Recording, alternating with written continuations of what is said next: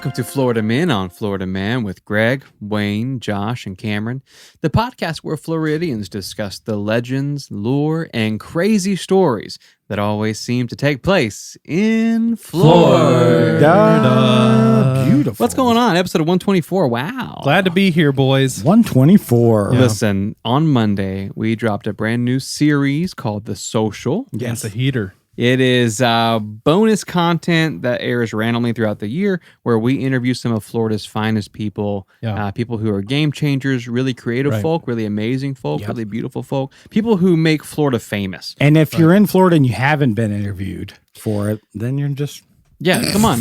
So we've only interviewed 3, so there's like 20. We have a lot of 9 million. Yeah, we have a lot of time in front of us. In line, but we're gonna get to all of you guys eventually. Yeah. But check out the one that we did on Monday with Cliff. Oh Cliff my God, Cliff Brown's a legend. Awesome guy. Yeah, he was a lot of fun. Yeah, I was honored to sit with him, and he said his favorite part of the show was Cameron's headlines. Those are my favorite. Is it really? Yeah. I want to hear. Am I wrong, or does everybody say it's their favorite part of the show? No one says that but Cliff.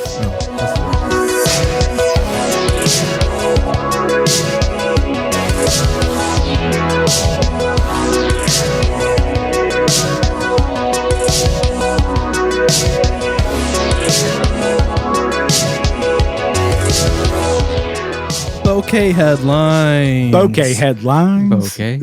All right, let's talk about a Florida woman from Auburndale, Florida. No, Come on. Okay. Sounds beautiful. Very close to Lakeland. Where Very we're from. close. Yeah. So 34-year-old Shantaria, Okay.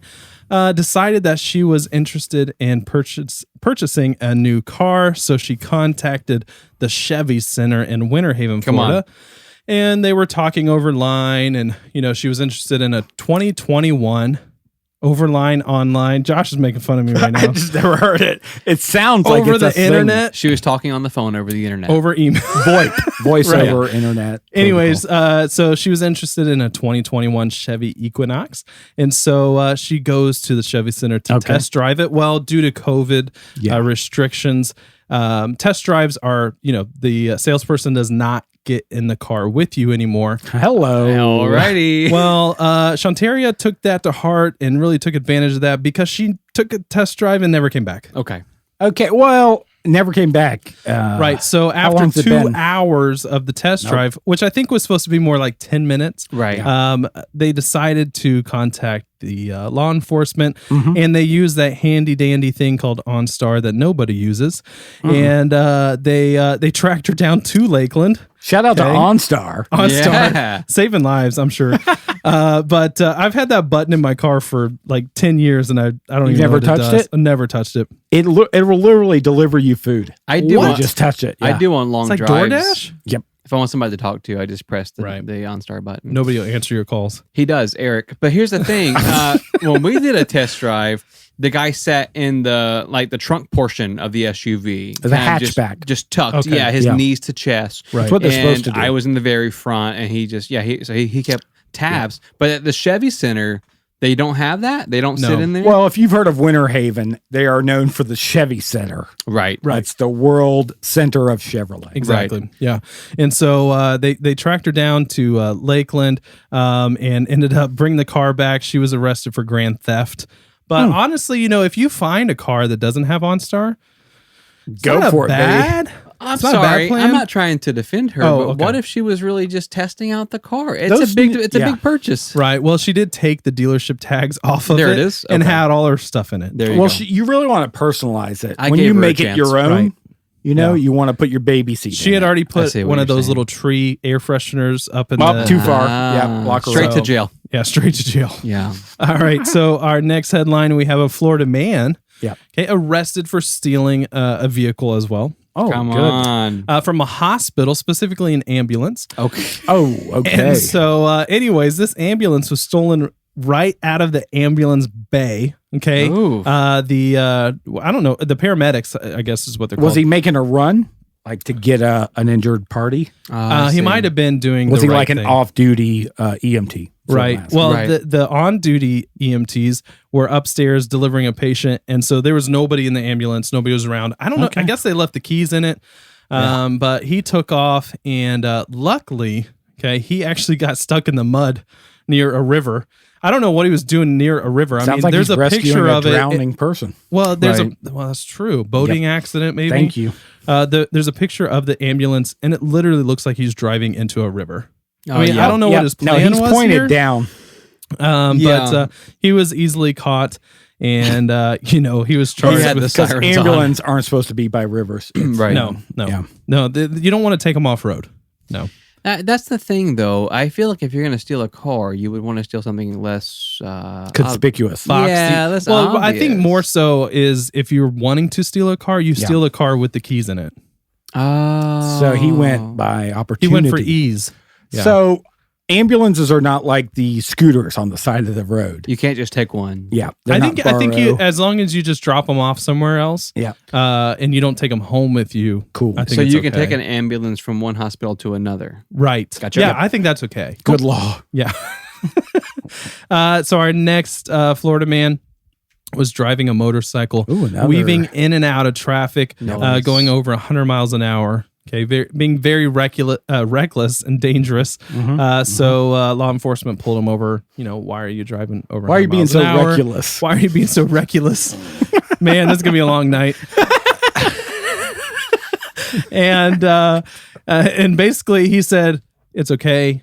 I'm trained to drive a motorcycle like this." Come on. Okay, I'm sorry for bothering you. Then Right. you're free to go. Yeah, exactly. That's what I Please would go say. on your way. Can I see and, your your fast driver license? Right, it's an extra start. So in Florida, you get a motorcycle endorsement. So it's a normal license, but there's a little thing that says motorcycles also.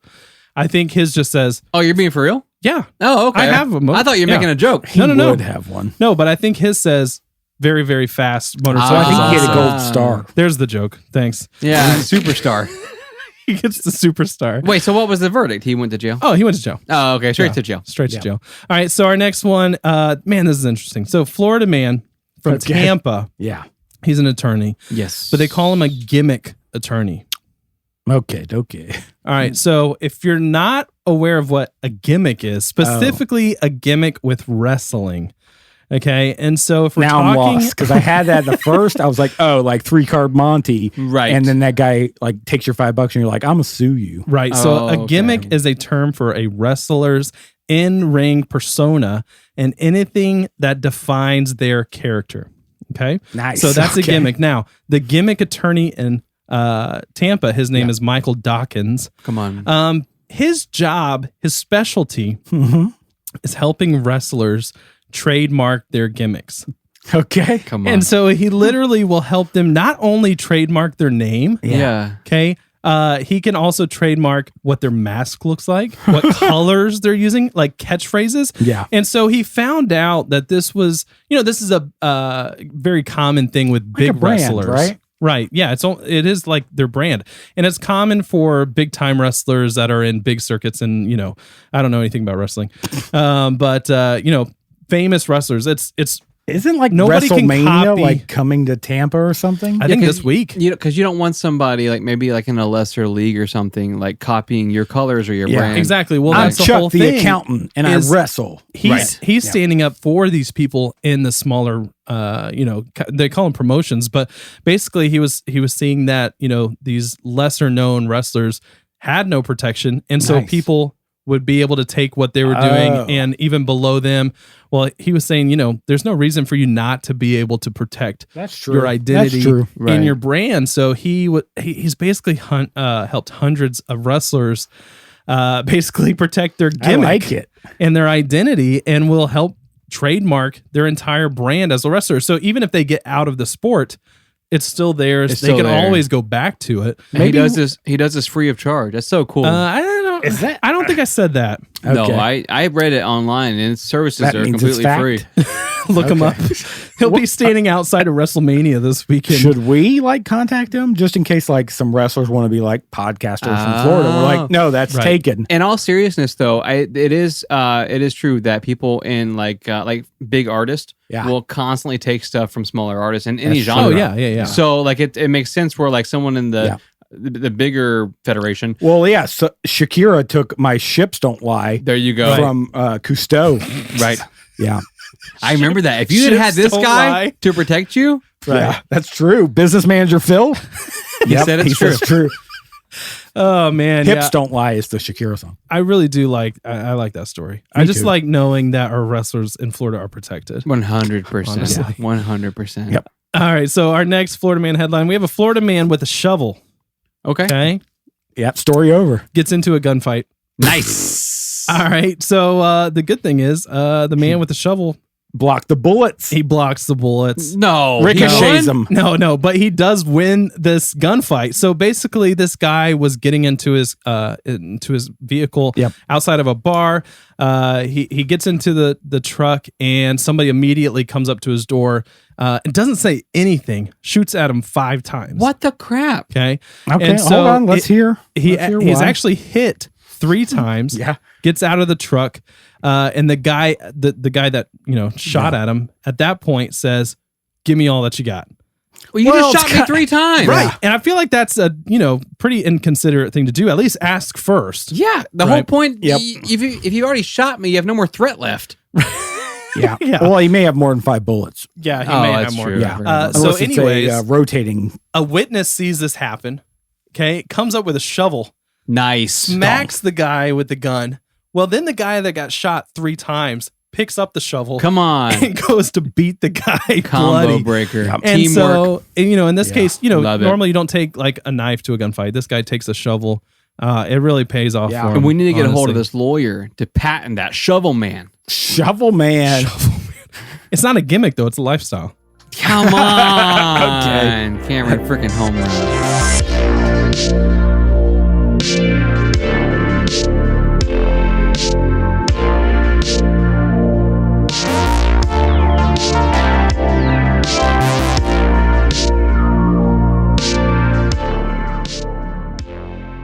Welcome to another edition of Florida Men on Florida Man fans on Florida Men on Florida Man. That's FMOFM, FOFMOFM if you're keeping track, and it's good to be back, guys. How's it going? Like Really butter. good. Sounds like you've been practicing. Come on, man. That was smooth. I'm just trying to be a professional over here and try not to screw up. I love it. baby. Sounds All so right, good. so listen, if you don't know who I am, I'm Jason Fields. I'm your community manager, and this is a segment where we take some of the questions you've submitted for the host, and they take a minute to answer them on the show. So we know the show is nothing without the listeners, and this is where your ideas or questions are heard and answered. So if you guys are ready, let's get into it. Come on, yeah. Let's do it. Sounds good. Let's go. The first question is from Rachel, right down the road in Tampa, Florida. She says, you've mentioned your church camp experiences before, but do you have any additional camp stories to share? Yeah. So many, actually. We could probably talk about church camp stories for a bit. Yeah. In a Patreon episode, probably. Yeah, we should do that actually. No, I remember one time, I was like 11 or so. We went to camp up in South Carolina, and we kind of got into this like kind of camp war where it was like 8th graders versus 6th graders, that kind of stuff. And there was a 6th grade boy. I'm not going to say his name. But I think he listens, so he knows who he is. And he peed in the shoes Okay. Wow. of the camp counselors. Okay. He thought that was funny, and then to kind of set it off, he put a firecracker, an M80. Oh, in- literally Jeez. set it off. Yeah, in one of the shoes, blew him up. And He wanted to be misted with his own urine. right. Is that Does the point? urine make it stronger, or is that The like bomb? a yeah? I that think the is- bomb makes the urine stronger. Right. Okay, true. And so now he's on a list the rest of his life. No, Right. but You can't his go to dad church had to camp drive anymore. from Florida.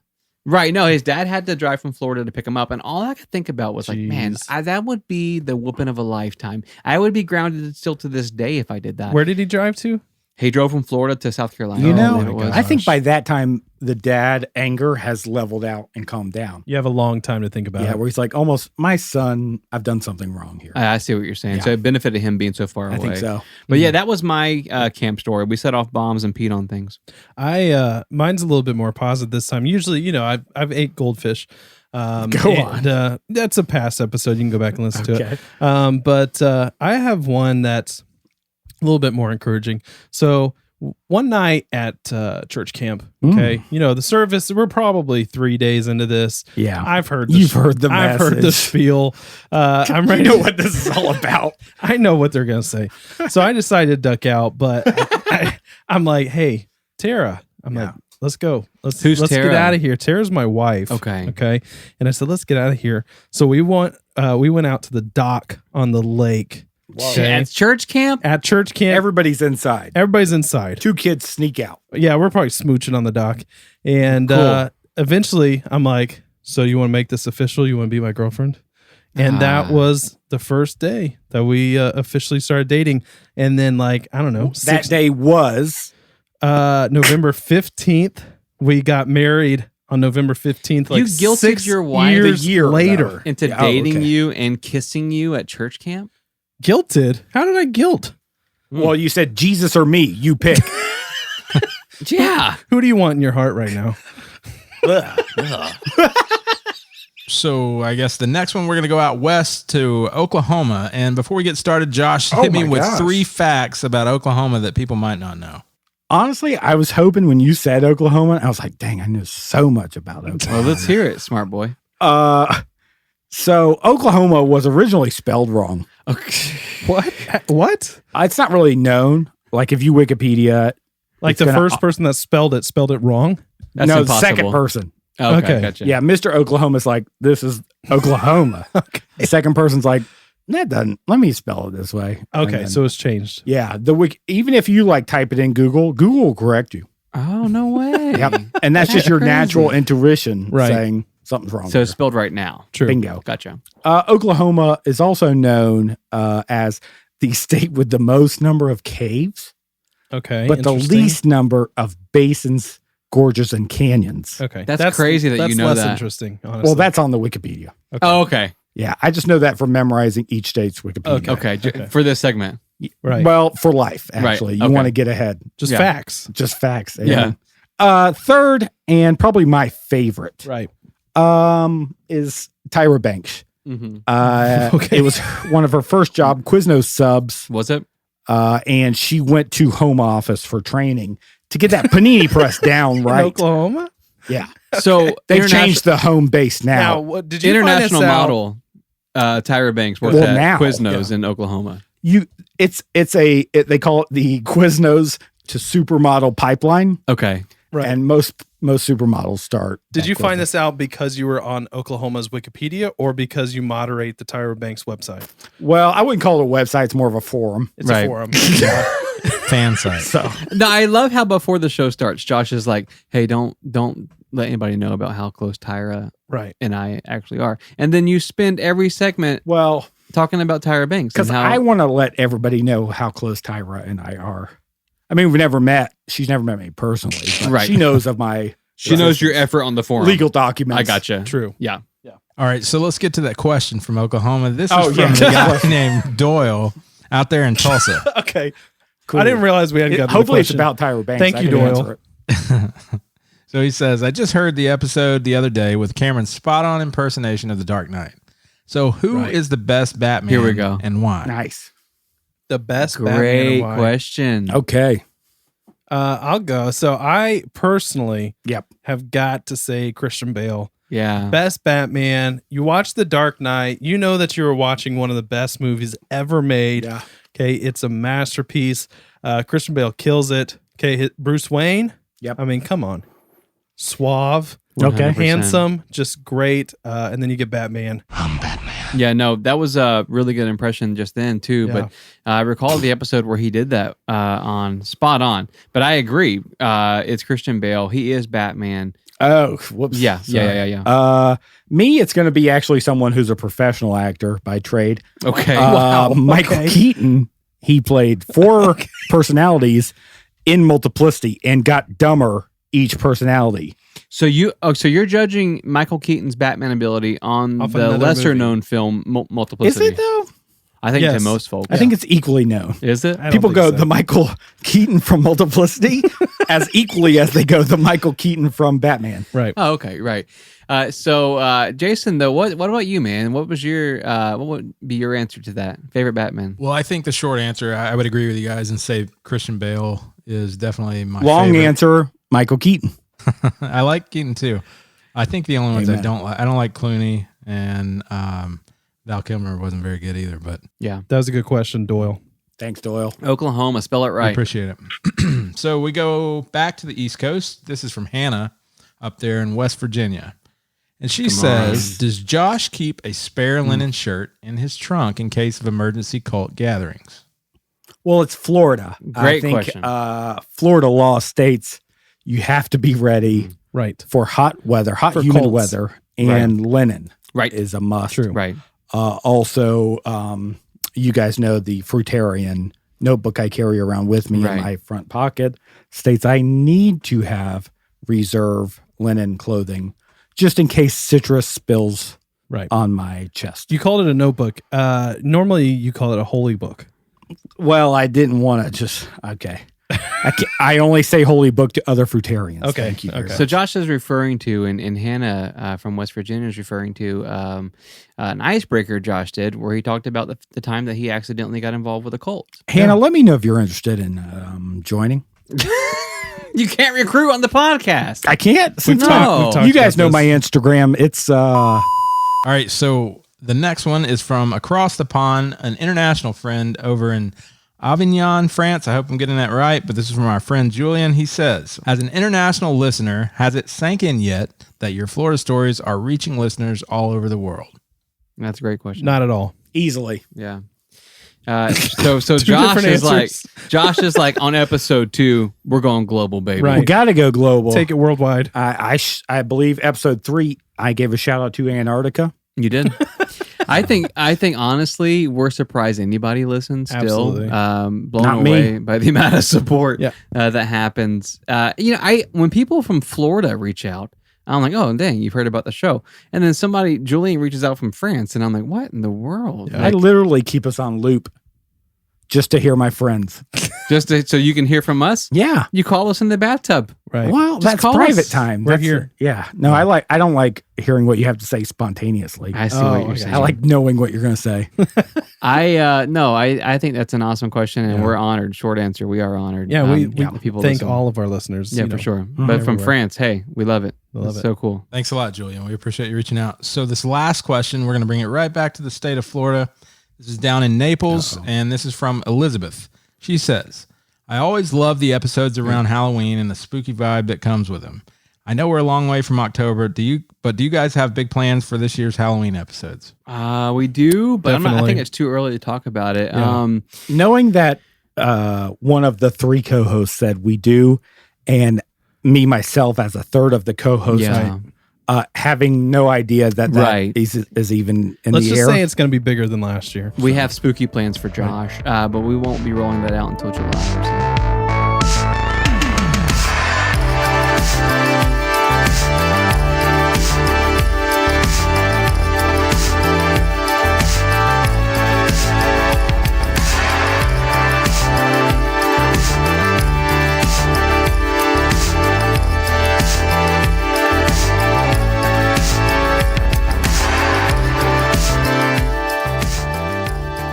Hey, fellas. Hello, Joshua. Hey, Josh. So I got a email. Okay. Stop sending letters, apparently. Right. People are catching up. Well, you got your new Electronic computer, so- age. Got my laptop now. They said, guys, you know what's kind of fading out is the era of the good salesperson. Right. And they said, I used to be a good salesperson. I could sell shrimp to a shrimp farmer. Right. In the Right. 50s. That's Yeah. a thing. When people still sold things. Right. Yeah. When they farm shrimp. Right. Yeah, Yeah. they were better shrimp back then. Yeah, too. sure. Bigger Big- ones, big prawns. Oh, yeah. Big or boys. camarones, Yeah. as they call them. And they go, you guys ever been sold something by a good salesperson Oh, yeah. that you didn't intend to buy? Oh. Oh, 'cause- there's a caveat. Yeah, Okay. because this person, they were actually a mattress salesperson. Right. Someone came in for a pillow and they're like, sold them a California king, and they I see didn't what even you're have saying. room for it Yeah. in their car. No, I have been. I'm guilty of that. Well, my wife and I first bought our house that we're in now. I was home and someone came and knocked on the door. And the way that my house is situated is if you knock on my back door, I know you know me. Right. Like that's the door we use often. Yep. Knock on the front door, I know you're a politician or a threat. Or a threat. Yeah. Most threats. One of the knock same. on the front door. Or a salesperson. Right. And so someone knocks on the door. I know immediately, wow, threat. And so I go out front. Guns and, a-blazing. Guns a-blazing, shovel in hand. And it's this little lady. She's in this like hatchback car. And she says this to me: "Who handles the education in your home?" Oh. And I Pardon? go, I'm like, That's a come very again? serious question. Yeah, she's like, who handles the education in your home? And what she was a traveling book salesman. These are around? I know. Well, she was selling books. And she hands me this sheet of paper and she's like, show me the prices and comparisons and all this different stuff. And immediately I'm like, I don't need this. Like, I don't want to buy books. Yeah, I don't read books. Well, especially since the smallest package was like $300, and I'm like, I don't. Sounds like good books, though. Yeah, I don't want kinda any of sold. this, right? So I'm sitting there and I'm feeling bad, and but then it dawns on me, I'm just like, these are all children's books. They were all like educational stuff for children. Nice. And so the quickest lie I could think of was I don't have any kids, so I don't have any need for this. It would go wasted in my home. At the time, it was not a lie. I had children. I'm sorry, it was a lie. I had children. Oh. And the story gets deep. Yeah. And so I could tell that she feels bad, and she goes, well, look, I'm traveling from overseas, and the way I pay my rent is by selling these books, and she goes, so if you could help me, does anybody in your neighborhood have kids that would be interested in this? Oh, nice. And point me to the closest house with kids. And I said to her, no one in our neighborhood has children. Oh, what? Wow. And what's even worse is above the privacy fence of my neighbor's house is a giant play place, like a giant, like what you would see children play in. Yeah. Well, so she was nearsighted. And I see her look at it and look back at me. And I said, you just closed the door at that point. I said, old people like slides too. Well, okay. So you're really not quick on the draw. Like slides. Yeah. And then I felt bad and I bought the cheapest package she had. Because I think she knew that I was lying to her, and I was like, I feel guilty. She caught you at that point. Help me pay your rent. So now I've got a stack of kids' books that no one's ever read. No, I think you read those to me on the phone when I'm in the bubble bath. That book, the Berensteins? Yeah. You did that to me too. Yeah. What? Well, what were you sold, Cameron? Man, so when the first time I went to New York, okay, fancy this. We were told, hey, listen, there's a lot of street vendors. There's a lot of people that are going to try to sell you stuff. Jerky. Okay? That is and true. you could walk around. The jerky's overflowing up there. You could walk around any corner and somebody's got like purses or hats, or back then it was DVDs. Come on. Okay, spread out. But they spread them out on blankets. Okay. Right. And so, which I was confused about. I'm like, why don't you get a little table or something like that? Well, all of a sudden, at one point, I hear somebody say, there's a cop coming. And so they literally take this whole blanket. Everything stays on the blanket so they can just scoop it real quick. That's brilliant. And throw it on their back and walk away. Brilliant. Yeah. So they just walk off. Well, so I was wary of this, right? Right. But I was still interested. Yeah, because you want to see the newest, hottest I want to DVD. see the goods and at a good price, right? Okay. And so I was talking to this guy. That's why you went to New York, right? Exactly. I want to see the goods. And so somebody stopped me. I think they were talking about a DVD. I think it was Super Bad. I don't remember. But anyways. That sounds right. So I'm not really interested, but they're like unrated version. They said, well, if you're not interested in this stuff, I've got more stuff back in the back. And I'm like, back in the back? Back in the back of your sheet? Yeah, I thought we were just staying on the street. And so, no, he took us into a basement, underground. Okay, it was super sketchy. Blu-ray? But there was some cool stuff down there. HD okay, like DVD? Nikes. Cocaine? Like super cool Nikes. Yep. I'm sure they were legit and sourced and bought at a good, reasonable place. Shrimp ceviche?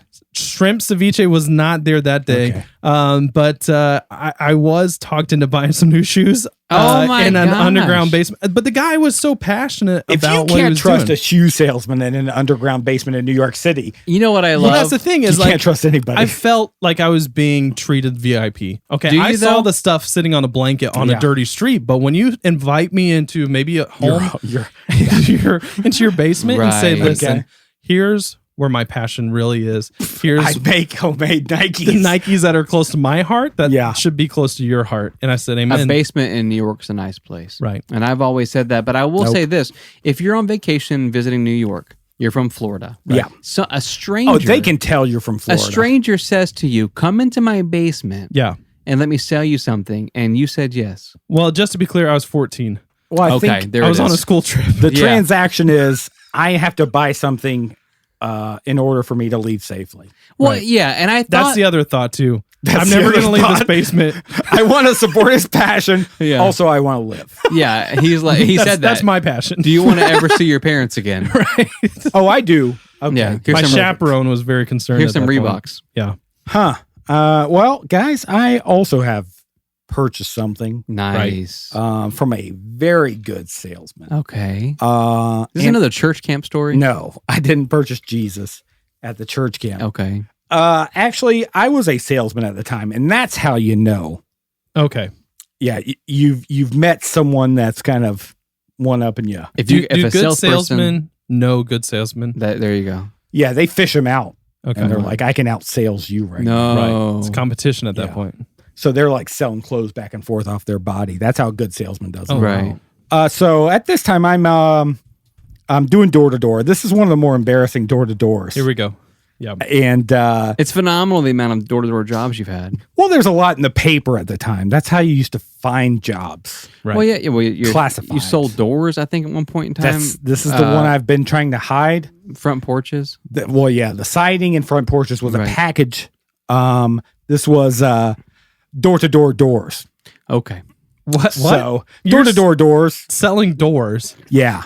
Well, luckily you know what they need by just like driving by, and you're like, a door. Yeah, that's a piece of crap door. Yeah. Right. And the company was called like you can actually see right into there in their front home. of you what you're trying to. Okay. And the company was called Door to Door Doors. Yeah, it was called D2DD. That's what was embroidered on our shirt. D2DD. Right. And so, like, I had 2 days there. It didn't last long. No, okay. I wonder why. Training was day one. Right. Okay. They show you how to use a Polaroid camera. Right. What? Yeah. What year was this? It was a long time ago. Polaroids were really heavy too. They give you a film, and Polaroid film was not cheap. No. Right. A lot of overhead in this job. Yeah. Yeah. And I didn't have to buy it, luckily, but they're like, you only get this first stack. Right. After that, you buy your own film. I gotcha. So I go to my neighborhood, and I'm like, that's a crappy door. Yeah. Right. Let me sell them a better door. Let me sell them a better door. Yeah. And of course, like during training, it was all like, trust me, just, you say these things, the doors are, or the eyes are the window to the soul. Amen. How important is the door to the soul? Come on. Oh, that's great. Yeah. Come on. I'd probably close the door on you. But Yeah. I mean, A lot of people That's did. actually what Cameron said to Tara at the church camp. That What is did what he I say? said. Yeah. The door to your soul. Something about that. I remember that. Let me in your door to. Anyways, I'm going to cut you out there. So I go up to this crappy door, and I knock, and the guy comes, and I give him the old door sayings. Right. And I'm like, sir, you're going to love what I got here. So during this door-to-door interaction, what we had was it was like a 3-ring binder, 3 inches thick, Patreon, if you can see my hands. Right. Yeah. And it had doors in it. Okay. Pictures of doors. No, these were like these were out model of wood. doors. Yeah. Okay. So if you had model doors in a binder, if you had someone on the hook, as they like to say, you hand them a miniature door. No, you say, "Give me a minute. Let me show you what this door would look like on your house." Come on. You back up 15 paces. Okay. A pace is like 3 feet. Yeah. Right. So I'm 45 like, feet. No, maybe. Okay. So you back up 45 feet. Yeah. And I take the door out that the guy's interested in. Right. Yeah. Which, oddly enough, because I'm a killer sales guy, was a speakeasy door. No. Wrought iron, little hatch. Okay, very nice. Who's there? Yeah. Very nice. You have your privacy, but you can also you can get some FaceTime in there. Right. Assess the threat, as Wayne says. Right. Yeah. You're at the front door. You're about to be a victim. Come on. Assess the threat.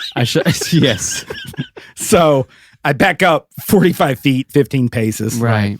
And I hold the speakeasy door up in front of his door. It's a whole perspective thing. It's geometry, trigonometry. I don't know. Right. Take the picture. It looks like that front door and my big giant hand. So you're doing a front of photography his trick. house. Yeah. You're doing a photography trick to put a fake door That's brilliant. to cover That's it. brilliant. That is brilliant. Polaroid comes out, you give it a shake, and you go, fella, look This at is this. in real time. This is what it would look like. Oh yeah. The hardest part of the sale was that 60 to 90 second cool down on the development. of the Polaroid. Polaroid because Yeah. it's like you're gonna love seeing this. We call that the development as phase. you're shaking the it. development phase. Right. Yeah. It's all about eye contact at that Right. phase. Right.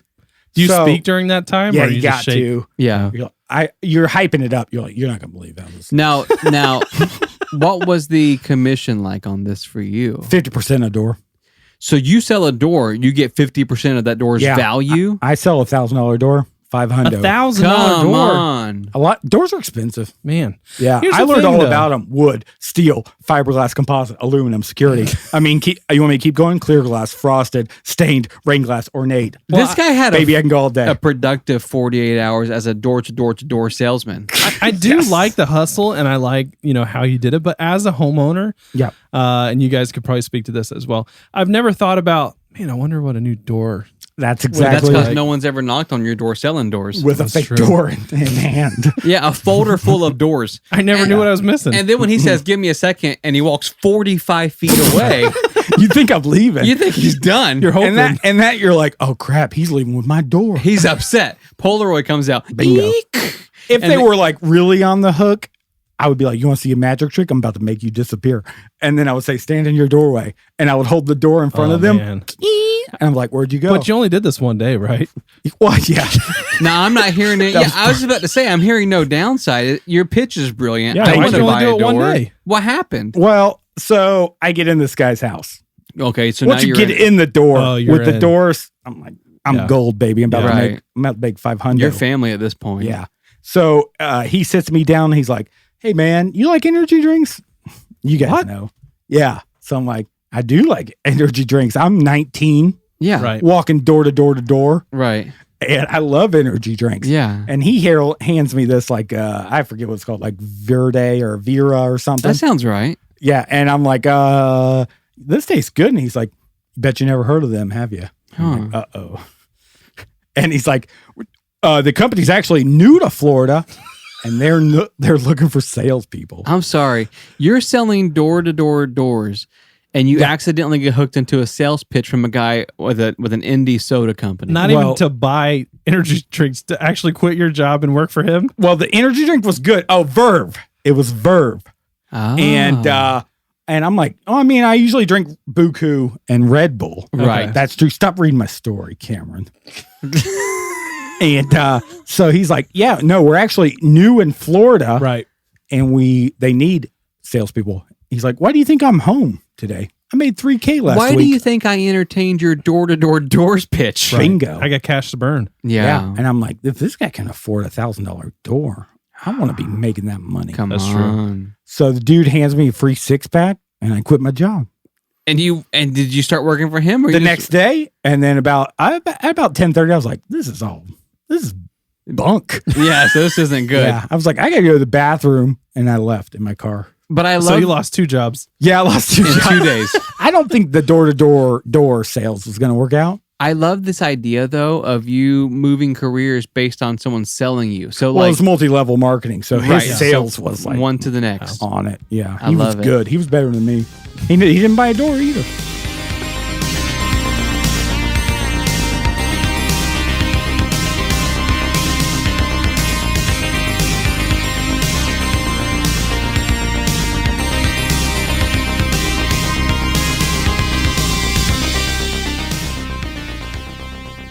Daniel Chappie James Jr. was born February the 11th, 1920 in Pensacola, Florida. Ooh. I love a good Chappie story. What do you think his nickname was? What do you think Chappie. he went by? Chappie. Okay, I thought James. We're going to call him Daniel. Daniel was the son of Daniel James Sr. and Lily James. His father worked for the Pensacola Gas Company, which in the 1920s was actually a really good gig. Right. His mother was actually a teacher who had a very interesting career. Lily taught public school for a while, but she felt like African-American children weren't given a fair shake. Mm-hmm. So when she had her son, She wanted to make sure he had an amazing education. And so she started a school for her son and the other families in the Black community. It was a private school called Lily A. James School. And did she not know about the book sales lady that was not traveling back then. around? That hadn't come around yet. Yeah. But her school did really, really well. She actually ran that school until she was 82 years old. Okay. Wow. And that school increased graduation rates in the community by 75%. So a lot of students left her private school, went on to do amazing things. So Daniel James Jr.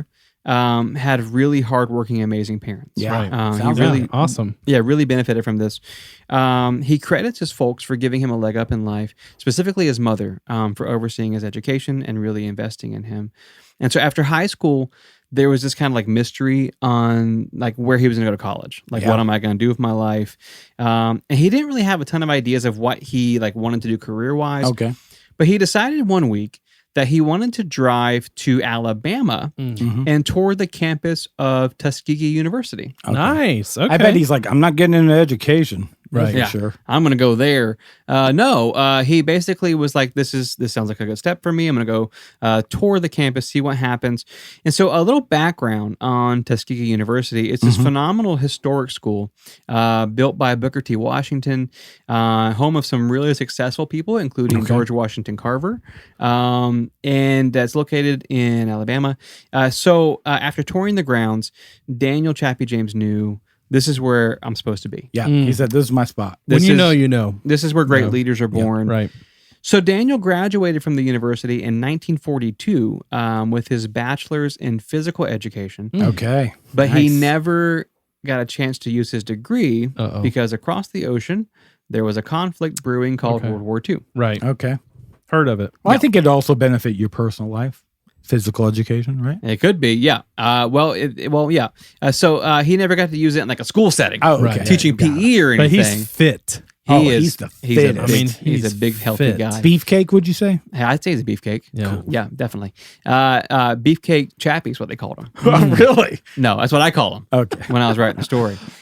So basically, World War II breaks out, and in an effort to train African-American aviators, the United States Army turned to Tuskegee University for help. Okay. The I feel like I've heard the name Tuskegee before. The university... It's not hidden.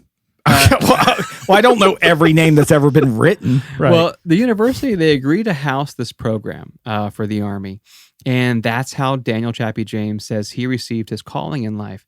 He said after finding out about the program and knowing that was like his alma mater, he said he's going to be the best fighter pilot anyone's ever seen. Well, they put out a poster that said, we're looking for some beefcakes. Yeah. Okay. Beefcake pilots. Right. Yeah. Yeah. Guilty. I'm signing up. Yeah. So basically, he knew in his heart this is what he wanted to do. Yeah. He's like, I'm built to do this. There was a small problem. Yep. On the day that he went to sign up for the program, he was told by every instructor that he was too big to fit in the cockpit of any plane. Too Beefcake, bro. beefy. Yeah. I've heard that before. Josh always Come on. somehow he nails it every Yeah. time. Josh knows. So Daniel was in fact a hefty guy, but he was really in shape. Like he wasn't like he was a PE I feel the instructor. same about myself. I feel you. Yeah. The tub. I tried getting the tub for bubble bath. I'm like, too beefy. This guy, he was so strong, and all the instructors were like, "Man, you can't fit in the cockpit of a fighter Right, like a fighter jet." Get weaker. Well, he was like, "Give me a shot. yeah. Don't just okay. eyeball me. Like, Nice. let me see if I fit in there." So he does. He basically says, "I'm going to prove you wrong." He goes over, sits in the cockpit, snug, Yeah. Okay. Like as a bug. but he Yeah. fits perfectly. Yeah. Okay. Okay. So Daniel not only fit in the cockpit, but he went on to ace the program, scoring so high that after a year of training, he became one of the leading aviation trainers at the institution. Wow. Wow. So Daniel wanted to see action in World War II. He's like, I've done all this training. Yep. Right. Let me get to the skies. I want to do this. But his military advisors convinced him that he was more important on the home front, training other airmen. Yeah. So they were like, look, we think you're better off here. We want you to train warriors. If we lose you, you're too valuable. Now, was he able to eyeball people since he is like He's in like, form factor? I think you're going to fit just fine. So as these young African-American boys come in from across the country, they would receive firsthand training from Daniel Chappie for this program. So he wanted to make sure that these guys weren't just adequately trained. He wanted them to be the best of the best, like best in the world. And they were. The students that Daniel trained went on to become the first all-black squadron of American fighter pilots called the Tuskegee Airmen. Let's go. Okay. See, This is a story. That's where the name comes in. Yeah, PBS documentary I watched. Amen. Right. Yeah. These guys were absolute legends. They entered the global theater and they excelled at killing Nazis. Oh, Yeah. That's somebody what- had to. Am That's I right? what they specialized Yeah. in, which is amazing. These guys made a name for themselves on a worldwide level. And our Florida man, Daniel Chappie James, he was the reason for it. He was the one who trained these guys from newbies to professional fighter pilots from start to finish. So the Tuskegee Airmen, they were incredibly successful during World War II. So this obviously made Daniel really proud. This is like his baby project. Right. But the thing is, he really wanted to fight. He still has never seen action. Yes, I want to fight. So he's training these guys that are going into action. Right. But he's never seen it. He still hasn't seen any. Yeah. Oof. So a few years later, he was given his chance. In 1949, Daniel was sent to the Philippines as the flight leader for the 12th American Fighter Squadron in the Korean War. Okay. Wow. Okay. So Daniel flew an astonishing 101 successful combat missions Wow. Jeez. during the That's a Korea lot. War. Okay. So basically, this guy's like, hey, I want to fight. Yeah. They're like, hey, you've served, you paid your dues. You got to wait till you're at the war. You've Yeah. trained Yeah. the Tuskegee Airmen. Right. Next war, you're in, bud. Yeah. I promise. Okay. Is there like a you said successful, right? Right. Is there like another level of unsuccessful? It's like, but 500 unsuccessful flight. Right. No. No, it's only 101 good ones. He not only survived 101 fights, he won every single one of them. Oh, geez. Nice. Okay. We're talking some major Top Gun stuff here. So, like, you hardly ever hear about fighter jets getting into dogfights anymore. Yeah. But aerial combat was done that way back in the day. Had to be. So, fighter pilots would directly engage each other in combat, like in the sky, and Daniel won 101 of those. That's Seems like pretty a lot. impressive. Yeah. That was just, I mean, if you think about the intensity of that, like Yeah. the moment I'm in pursuit or someone's behind me firing at me in a jet, it's Yeah. like, this is it. Yeah. I've had a good run. At that point, you just fly away. I think. He won 101 of those. Yeah. He Which is wouldn't insane. have recruited you. So No. He would have been like, look, you won't, no. You're not gonna fit. Don't come No. near the jet. You're not Yeah. going to fit. No.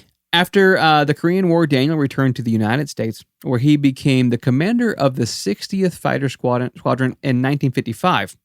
Yeah. He rose through the ranks because of his intelligence and his experience, and he was quickly named as staff officer at the United States Air Force headquarters. you know, it's these guys like Jumpin' General, Right.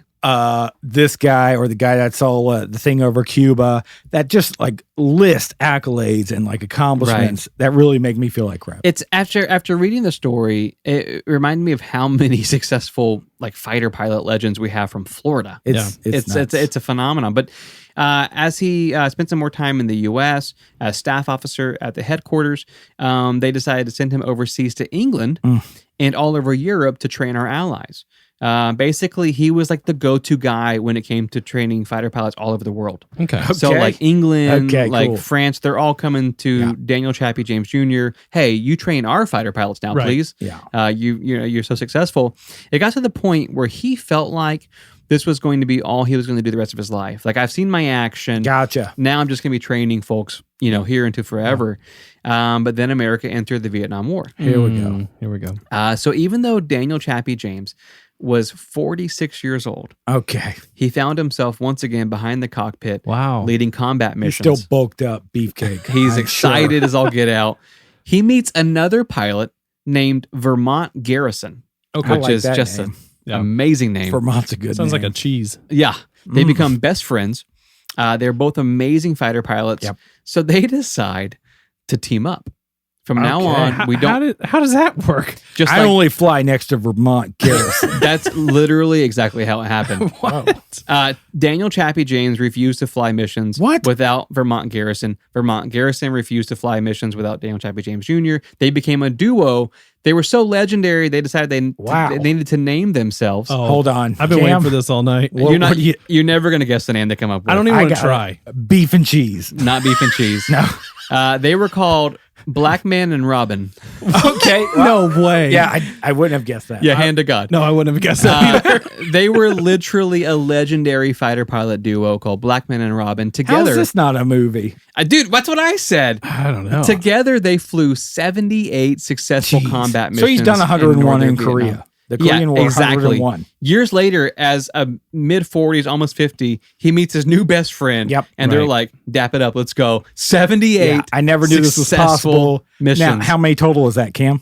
179. That's right, it. baby. He got it. After the war ended, Daniel was finally able to return to Florida. Yeah. And he was named commander of the Eglin Air Force Base, which is up near Pensacola in the Panhandle.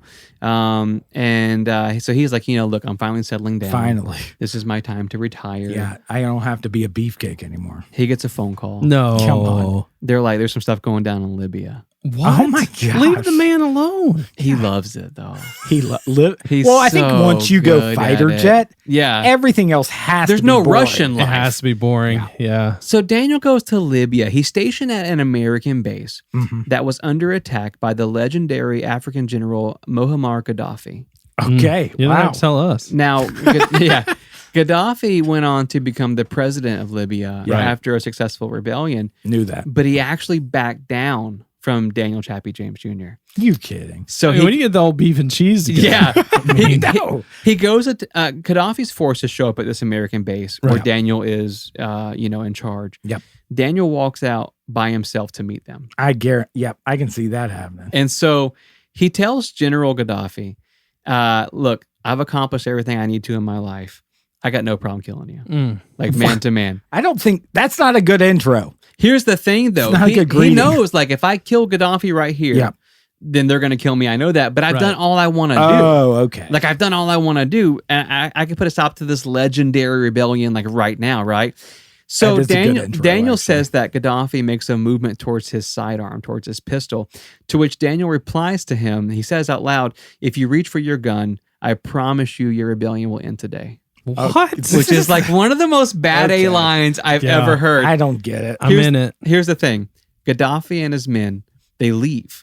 Okay. And Daniel James was promoted to brigadier general and deputy assistant to the secretary of defense that same day. What? Okay. See, I almost told the pizza person, hey, I don't think I'm going to pay you. You were 2 hours late. But then I was like, nah, I'll pay you. But this guy's like, I'm just saying, like, I couldn't handle the pizza delivery person. I gotcha. But this guy's handling Gaddafi. Right. You back down from the pizza delivery. Yeah. I I got you. Sir, you owe us $4. And it's one of those things like, I just want to say too, if you look up Daniel Chappie James Jr., he's got the most legendary mustache I've ever seen in my life. The guy's super jacked. Yeah. He's flown hundreds of fighter pilot successful 179. missions. Yeah. Thank you. And then he stands toe to toe with the rebel general, Yeah. Gaddafi. Gaddafi. Yeah. Soon to be dictator in Libya. And it's just like, dude, I'll shoot you right here. And as a mustache wearer yourself. I would never do that. No, I'm saying you know a good mustache. I can spot a good mustache. Right. This guy makes my mustache weep. oh, Like it's ouch. so good. 5 years after that, Oh, my he gosh. Here became we a go. 4-star general, becoming the highest ranking African American in the history of the United States That's military incredible. at that time. That's awesome. So now Daniel, he's received so many honors and awards that it just fills page after page after page, Right. hundreds of them. But the amazing thing is, later on in his life, when he was asked about all of his accomplishments, Oh, my gosh. everything he's done, they said, who do you credit that success to? He says, I literally just did what my mother told me to do. She said, whatever career I chose, make sure that I work hard and make sure that I accomplish everything I possibly can in that field. Yeah. So that's what I went out and did. I was Boys, really- listen to your mamas. I was really hoping for some really good sage wisdom. And he's like, I just lose my mom. Yeah, my mom told me what to do and I went out and did it. Work hard and then just work harder. Daniel passed away in February of 1978, 3 weeks after retiring from the Air Force. Good grief. Good He was God. just so bored. So the guy So literally bored. retired and was like, yeah. He had adrenaline since Tuskegee. Right. And Insane. just And then- rode that adrenaline. So his son, named Daniel James III, it makes sense. Of course. He said this about his father. He said, my father had a principle that he lived by. He said this principle was that a warrior will experience 2 deaths. One when he dies, and the second when people stop mentioning his name. Cool. Okay. I have that tattooed on my arm. He does. Yeah. And so basically, Daniel's son has been traveling around talking about his father, making Wow. sure that people don't forget who he was, don't forget his name. And so we just wanted to contribute to that as much as Absolutely. we could on this episode. I'm surprised it's not mentioned more. Honest to goodness, with all man, those accomplishments. when I think of like Top Gun and you picture like Tom Cruise, no Right. offense, No one's afraid of that guy. I see beef. Oh no, I see. You look up Daniel 4'9". Chappie James Jr. If this guy wasn't in a fighter plane, nobody would fight him. You and I mean, no one's fighting this guy on the filling ground. out a fighter plane. Could you imagine pulling up next to him in the sky in a jet, and you look over as this mustachioed man, and he's just like, oh, I hope he's wearing a helmet. He's just pointing at him, going, reasons. "I'm gonna mess you up. I'm gonna mess you I'm up. gonna mess you up. Yeah. I'm gonna bust you up." Like Why is he whispering? Is it an airplane? Because you can't hear from one airplane to another. He's just mouthing it. Like he's just mouthing trash talk to him. I got a banquet. It's serving free punch. Yeah. Amen. Amen. Hey, listen, episode 124. From Often Podcast on all of our socials. FMOFM Podcast is where you can find us on Twitter, Instagram, on patreon.com/FMOFM Podcast. Live streaming right now. Yes. Everybody's live streaming. Patreon subscribers, we appreciate you. It's how our show stays alive. Thank you for supporting us. Man, we did good tonight. We really did. I feel great about it. Yeah. You know, like the last 100-ish episodes. I'm like, this is not going anywhere. I feel like we're picking up steam. Well, to be fair, we talked a long time about this guy fighting, successfully in 179 missions. This guy. We've sat here and done this 124 times. I mean, give yourself a pat on the back. Come on. I feel like I'm a junior Chappie the fourth. That's all I'm saying. We put ourselves in harm's way. Kindred hearts. In front of these hot studio lights. Exactly. No, phenomenal Florida, man. We're honored to do this show, man. Yeah. Like the three of us, the fact that we get to tell these stories is just incredible. So we appreciate you guys. We love you. Very much so. We'll see you next week. See ya.